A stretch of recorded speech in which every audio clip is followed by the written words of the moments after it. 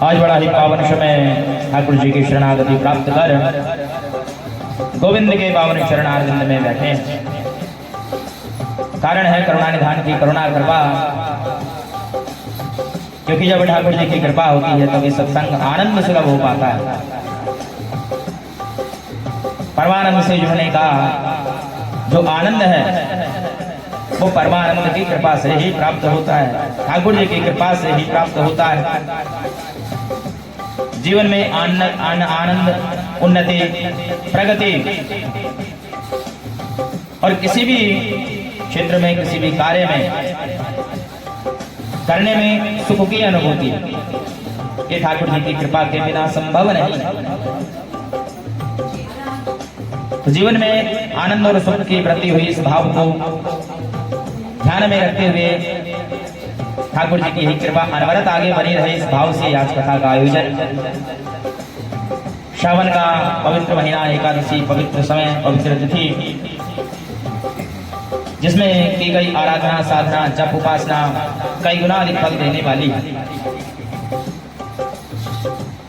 तो बताते हैं कि सबसे पहले ये आनंद, ये सुख नारद जी को प्राप्त हुआ।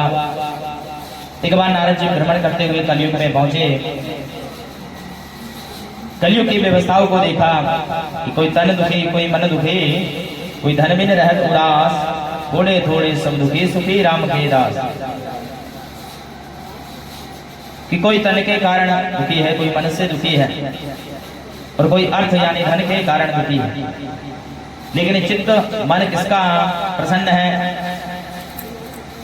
जिसका भाव भूतकाल में, वर्तमान और भविष्य में एक समान बना हुआ है, कि जो भी घटनाएं घटित हो रही हैं सब में कहीं ना कहीं ठाकुर जी की लीला है। भाई जो हुआ ठाकुर जी की लीला समाई, जो चल रहा है ये भी ठाकुर जी की लीला, और जो भविष्य में होगा ये भी ठाकुर जी की लीला है। ऐसा मानकर और मन को लगाकर जो कर्म करता है वो सदैव प्रसन्न रहता है और ठाकुर जी की कृपा का पात्र बना रहता है। तो नारद जी ने देखा कि सबके ऊपर ठाकुर जी की कृपा नहीं है, लेकिन प्रत्येक जीव को आनंद की प्राप्ति कैसे हो, ठाकुर जी की कृपा कैसे प्राप्त हो, माँ लक्ष्मी की कृपा कैसे प्राप्त हो, इस भाव को हृदय में धारण किया ठाकुर जी के। लोग वैकुंठ लोग गए, दंडवत प्रणाम किया, कहा कि गोविंद हृदय में कुछ चिंता है, इसका आप समाधान करें। ठाकुर जी मुस्कुराए और कहा कि नारद जी, आपके हृदय में, चित्त में जो शंका है उसका एकमात्र समाधान सत्यनारायण व्रत कथा है। इस कथा को, इस साधना को कैसे करना चाहिए बता रहे हैं कि सबसे पहले भक्त को ब्रह्म वेला में उठना चाहिए। ब्रह्म की जिज्ञासा, पिपासा और ब्रह्म को प्राप्त करने के लिए ब्रह्म वेला में उठना सर्वोत्तम है। तो जिस दिन कोई व्रत हो, उपासना, साधना हो, उस दिन जल्दी उठना चाहिए। प्रातः काल समय से उठ करके स्नान करके पवित्र हो जाएं, ठाकुर जी के सम्मुख बैठें, धूप दीप प्रज्वलित करें, माथे पर तिलक लगाएं और ठाकुर जी की सेवा आरंभ करें। बड़े अच्छे से श्रद्धा भाव से, समर्पण भाव से पूजन वंदन करके हाथ में पुष्प धारण करके ठाकुर जी की कथा को सुनना चाहिए। समय जैसा भी प्राप्त हो, प्रातः काल, दोपहर या संध्या के समय ठाकुर जी की कथा को सुनना चाहिए। और कथा को सुनते हुए मन में ओम नमो भगवते वासुदेवाय इस मंत्र का जप करना चाहिए। वार्तालाप नहीं करना चाहिए, क्योंकि मनुष्य का जो जीवन है 95% बातों में और कार्यों में व्यतीत हो जाता है। 5% साधना के लिए बचता है। तो साधना आराधना में जब भी बैठे पूर्णतः समर्पित होकर समर्पण भाव से साधना में बैठना चाहिए।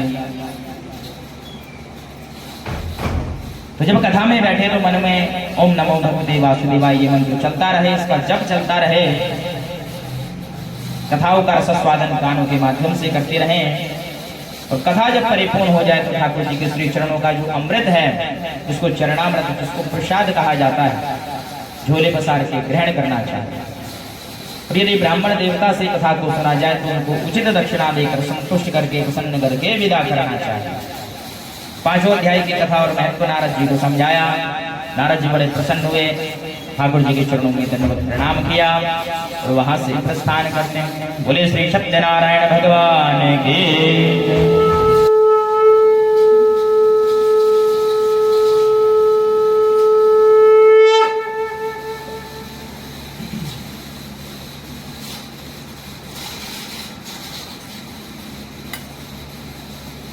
बोले श्री सत्यनारायण भगवान की।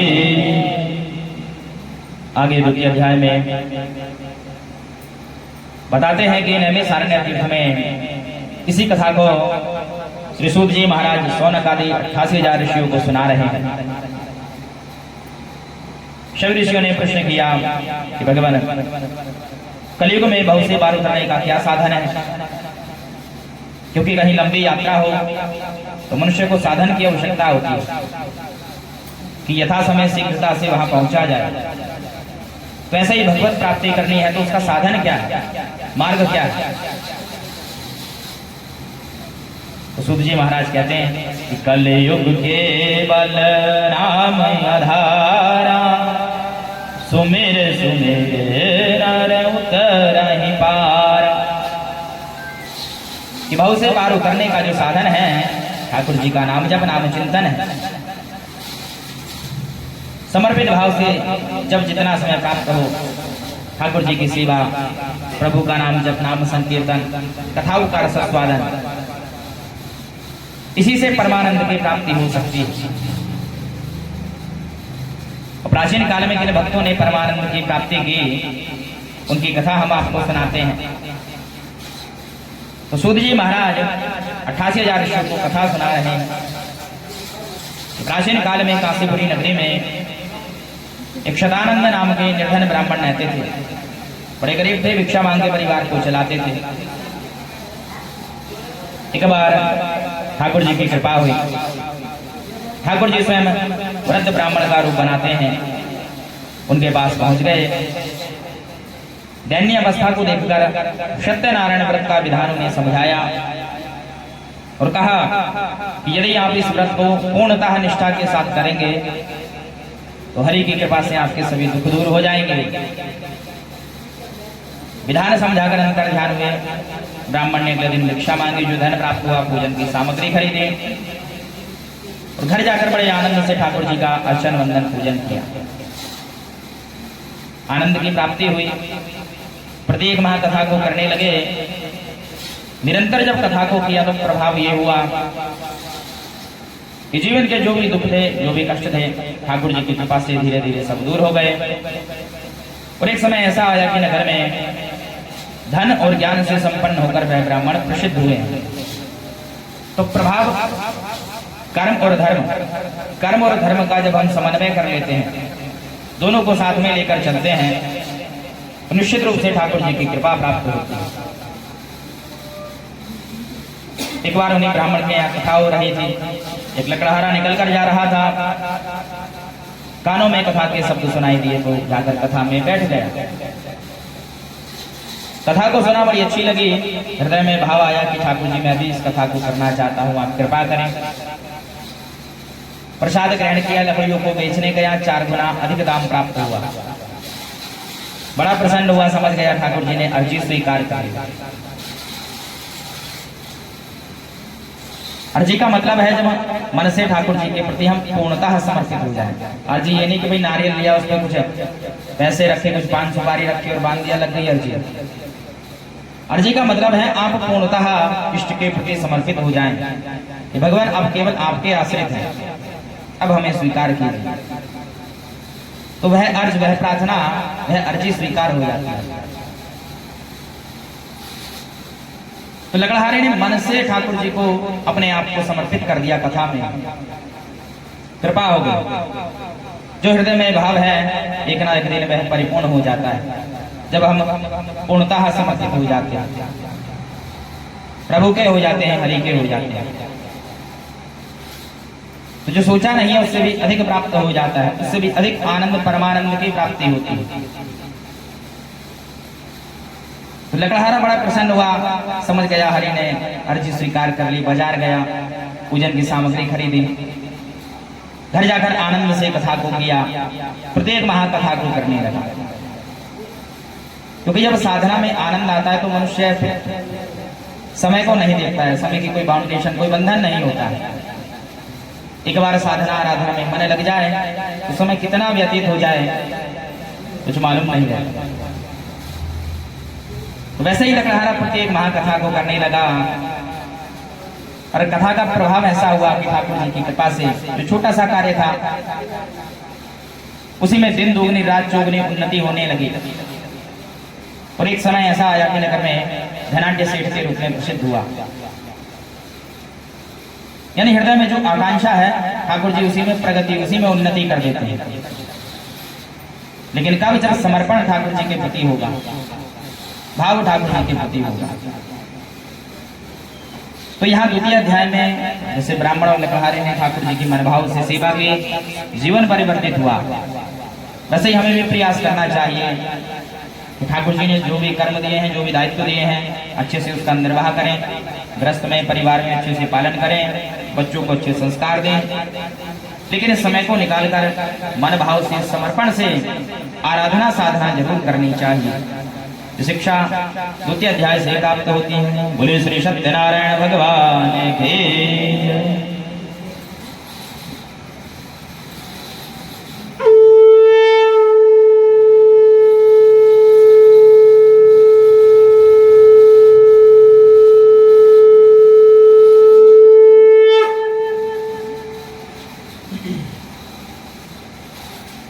आगे तृतीय अध्याय में राजा उल्का मुक्ति कथा। बड़े संपन्न राजा थे, कोई संतान नहीं थी, इसलिए बड़े परेशान रहते थे। एक बार गुरुदेव की आज्ञा से नदी किनारे संकल्प करके सत्यनारायण व्रत कथा को कर रहे हैं। उसी कथा में एक व्यापारी पहुंचता है, बैठता है, कथा को सुनता है, बड़ी अच्छी लगी। जब जाना कि इस कथा के प्रभाव से श्रेष्ठ संतान प्राप्त होती है, बड़ा प्रसन्न हुआ, प्रसाद लेकर घर गया, पत्नी को बताया। दोनों ने संकल्प कर लिया कि हम भी इस कथा को करेंगे, लेकिन कब? जब ठाकुर जी की कृपा से संतान प्राप्त हो जाए। ठाकुर जी की कृपा हो गई। 9वें महीने में सुंदर सी कन्या का जन्म परिवार में हुआ। नामकरण संस्कार धूमधाम से किया। नाम रखा कलावती। व्यापारी की पत्नी लीलावती। पतिदेव से कहती स्वामी कथा करनी चाहिए। पतिदेव कहते हैं कि भैया समय नहीं है, बाद में करेंगे। कथा को डाल दिया, क्योंकि जिस चीज में इंटरेस्ट नहीं होता है उसमें व्यक्ति समय नहीं दे पाता। यदि साधना में इंटरेस्ट है, पूजा में, पाठ में, तो मनुष्य समय निकालकर उस साधना को, उस कार्य को अवश्य करता है। तो व्यापारी का भाव था, व्यापार का भाई ठीक है, कर्म करते रहो, धर्म की कोई चिंता नहीं। तो धर्म के प्रति जागरूक रहना, धर्म को समझना, धर्म के प्रति जो भी कार्य है उसमें सम्मिलित होना। वो धर्म क्या समझा रहा है इसको भी समझते रहना, ये बड़ा अनिवार्य है। कार्य में हम बहुत व्यस्त हो जाते हैं, तो अपनों को समय नहीं दे पाते हैं। समाज में, परिवार में जो धार्मिक कार्य है उसमें सम्मिलित नहीं हो पाते। तो ठाकुर जी सोचते हैं कि भैया आपके पास धर्म के लिए समय नहीं है, तो ठाकुर जी कैसे कृपा करेंगे, कैसे करुणा करेंगे। तो इसलिए आराधना साधना उपासना में भी सम्मिलित हो, और कहीं से कोई धार्मिक कार्य का निमंत्रण आए तो वहां भी अधिक से अधिक समय संख्या में पहुंच पाए। अपनी अर्जी, अपनी हार्जी दर्ज करानी चाहिए कि प्रभु आपकी सेवा के लिए हम तत्पर हैं। तो यहाँ ठाकुर जी की कथा को टाल दिया, व्यापार के लिए चला गया। धीरे धीरे समय व्यतीत हुआ, पुत्री बड़ी हो गई, विवाह योग्य हो गई, सुंदर सा लड़का देखा, विवाह संस्कार हो गया, लेकिन कथा नहीं हो पाई। ठाकुर जी रुष्ट हो गए। जब पुनः कार्य क्षेत्र पर गया, चोरी का कलंक लग गया। राजा के दूत आए, पकड़ कर लेकर कारावास में डाल दिया, कष्ट भोगने लगा। घर पर पत्नी भी बड़ी दुखी हुई। पुत्री पड़ोस में गई, ब्राह्मण के यहाँ कथा को सुना, बड़ी अच्छी लगी। प्रसाद लेकर घर पहुंचे, माँ को प्रसाद दिया। माँ ने प्रसाद चखा, भूला हुआ संकल्प याद आया कि ठाकुर जी की कथा करेंगे। अगले दिन ही ब्राह्मण के यहाँ से कथा की किताब लाए, संकल्प किया ठाकुर जी कुछ नहीं चाहिए, पतिदेव दामाद कुशल रूप से घर आ जाएं, स्वीकार करें। प्रत्येक महाकथा को किया ठाकुर जी प्रसन्न हुए। राजा चंद्रकेतु को स्वप्न में दर्शन दिए, कहा कि प्रातःकाल व्यापारियों को छोड़ दो, जो धन ग्रहण किया है वापस कर दो, नहीं तो तेरा राज्य संतति सब नष्ट हो जाएगी।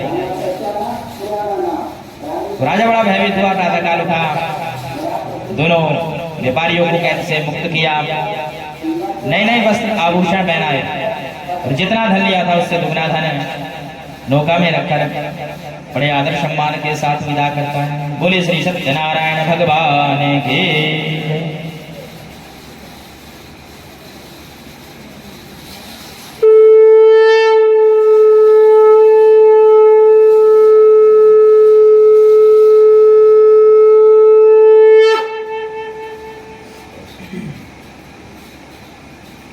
आगे चतुर्थ अध्याय में दोनों व्यापारी कैद से मुक्त हो गए, धन प्राप्त हो गया, घर की ओर जा रहे हैं। ठाकुर जी भी एक साधु का रूप बनाकर नदी किनारे पहुंच गए परीक्षा लेने के लिए।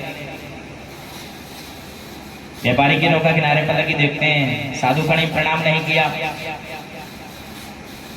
साधु ने पूछा व्यापारी जी कहां से आ रहे हैं, नौका में क्या है? धन बहुत था, देने का भाव नहीं था। कहा महाराज कृष्ण इसमें लोग घास फूस बेलपत्र हैं। ठाकुर जी ने कहा ठीक है, जैसा तुमने कहा है ऐसा ही। कुछ दूर जाकर समाधि लगाकर बैठ गए। व्यापारी ने स्नान किया, भोजन आदि किया, विश्राम किया। कुछ देर बाद निद्रा खुली। नौका पर आकर देखा कि जो धन से परिपूर्ण थी अब घास फूस बेलपत्र बन गए। रोने लगे, बिलखने लगे। दामाद ने कहा साधु का श्राप है। रोते बिलखते उन्हीं के पास गई, क्षमा प्रार्थना की कि भगवान बड़ा अपराध हो गया, आपको पहचान नहीं पाए, बड़ी भूल हो गई, क्षमा करें। ठाकुर जी ने क्षमा किया, उनका संकल्प याद दिलाया, भाई कथा अधूरी है इसलिए बार बार कष्ट प्राप्त हो रहा है। और दूसरा, वाणी पर संयम रखना चाहिए, जितने की आवश्यकता है उतना बोलना चाहिए, और पहले तोले फिर बोले, यानी सोच समझकर विचार करके बोलना चाहिए। ठाकुर जी समझाकर अंतर ध्यान हो गए। व्यापारी ने नौका पर आकर देखा धन से परिपूर्ण है, प्रसन्नता हुई, घर की ओर प्रस्थान किया। घर पर पत्नी ठाकुर जी की कथा कर रही। किसी ने सूचना दी आपके पतिदेव नदी किनारे पहुंचने वाले, तो कथा को बीच में छोड़ दिया, नदी किनारे पहुंच गई। जाकर देखती नौका जल में डूब गई। रोने लगी, बिलखने लगी। आकाशवाणी हुई ठाकुर जी की साधना अधूरी छूटी है, इसलिए कष्ट प्राप्त हुआ है।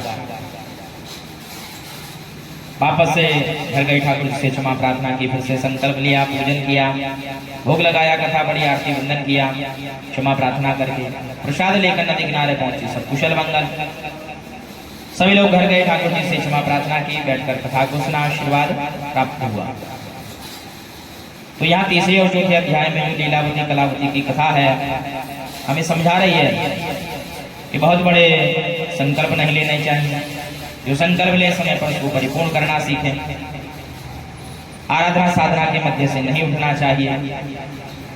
ठाकुर जी किसी बार आराधना में बैठ गए तो प्रयास करें जब तक वह परिपूर्ण ना हो, साधना में बैठे रहें, इसको परिपूर्ण करके ही उठना चाहिए। यदि कथाओं की शिक्षाओं को हम याद रखें तो जीवन बहुत हद तक सुधर सकता है, परिवर्तित हो सकता है। लेकिन हम कहते हैं कि भाई कथा बैठी, पंडित जी ने सुनाई, टीवी में सुनी कथा और वहीं छोड़ के चल दिए, भैया कपड़े झाड़ लिए, प्रसाद मिल गया, घर चले गए। तो ऐसा नहीं करना चाहिए। चीजों को सुने और जीवन में उसको लागू करें तो निश्चित रूप से आनंद की प्राप्ति होगी। बोले श्री सत्यनारायण भगवान के।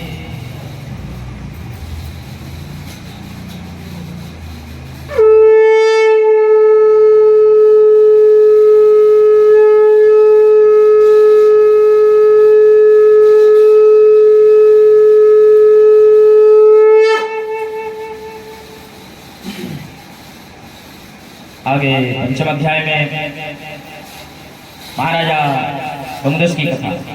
बड़े संपन्न राजा थे,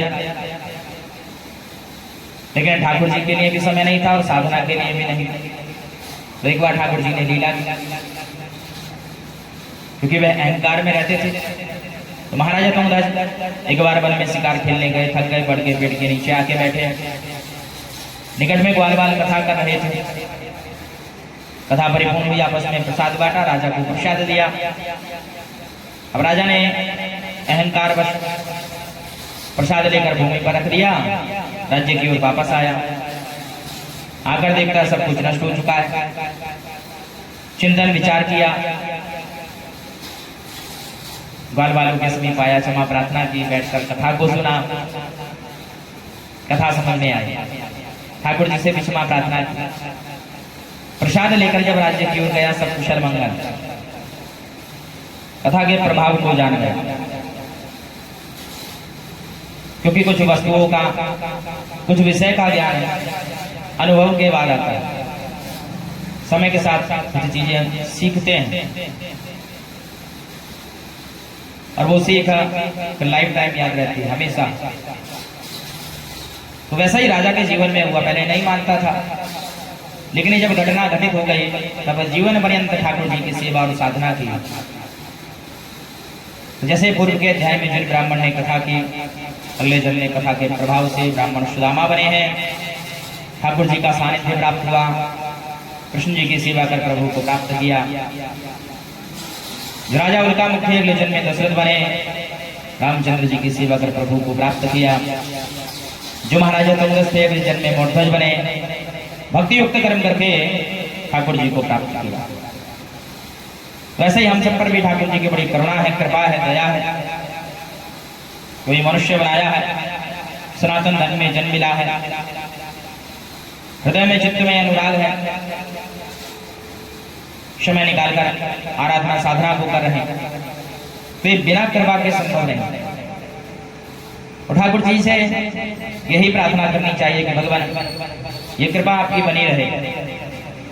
जो आपने दायित्व दिए हैं अच्छे से उनका पालन करें, अच्छे से सभी कार्यों को करते हुए समय निकालकर आपकी आराधना साधना करते रहें। ये करुणा, ये कृपा आप सदैव बनाए रखें। ऐसी बुद्धि, ऐसा ज्ञान, ऐसा विवेक आप हमें प्रदान करें। ये प्रार्थना ठाकुर जी से करनी चाहिए। तो आज बड़े ही आनंदमय समय में ठाकुर जी की शरणागति प्राप्त कर ठाकुर जी की दिव्य कथा का हम सभी ने रस स्वादन किया। ठाकुर जी की यही कृपा, यही करुणा अनवरत स्वरूप में हम सभी पर बरसती रहे। बोले श्री सत्यनारायण भगवान की, श्री सुदेव महाराज के, सदगुरुदेव भगवान के।